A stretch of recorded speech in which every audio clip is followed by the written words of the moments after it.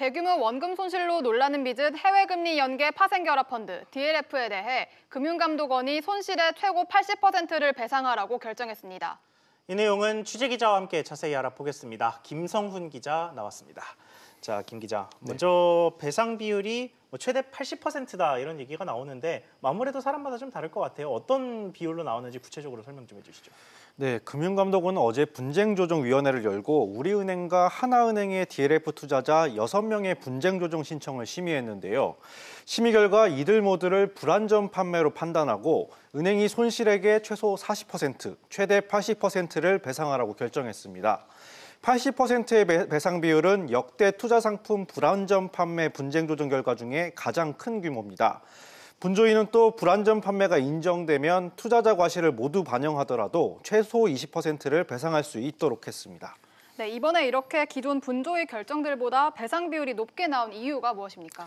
네, 이전까지 금감원 분조위가 내린 최고 배상 비율은 동양그룹 기업어음 불안전 판매 당시 70%였습니다.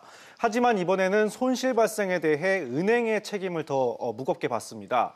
배상 비율을 책정할 때 은행 본점 차원의 과도한 수익 추구 영업 전략과 내부 통제 부실도 반영했다는 게 금감원의 설명입니다. 분조위는 기본 배상 비율 30%에 내부 통제 부실 책임 등 25%를 더한 뒤 개별 사례에 따라 배상 비율을 늘리거나 줄였습니다. 금감원은 은행들이 이번 사건을 계기로 완전 판매 관행을 세우고 투자자 보호의 중요성을 인식해야 한다고 밝혔습니다. 이번 분조위 결정은 손해배상 문제에 한정됐는데요. 추후 은행과 은행장에 대한 제재 가능성도 열려 있는 상황입니다. 네, 이 배상 비율이 사람마다 지금 얘기한 것처럼 개별 사례에 따라서 배상 비율이 좀 다른 걸로 보이는데 구체적으로 얼마나 차이가 났습니까? 네, 과거 투자 경험이나 거래 규모 같은 투자자의 개별 특성에 따라 배상 비율의 차이가 있는데요. 가장 높은 80%의 배상을 받은 투자자는 우리은행 상품에 가입한 79살의 치매 환자로 난청에 투자 경험이 없었습니다. 그 다음으로 높은 75% 배상 결정이 내려진 사례는 투자 경험이 없는 60대 주부로 은행에서 손실 확률이 0%라고 강조해 상품을 판 점이 반영됐습니다. 가장 낮은 40% 배상은 투자자가 손실을 감내할 수준인지 확인하지 않고 은행이 초고위험 상품을 권유한 경우였습니다.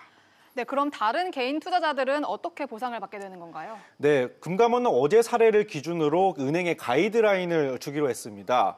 우리은행과 하나은행은 이번 금감원 결정을 수용하기로 했는데요.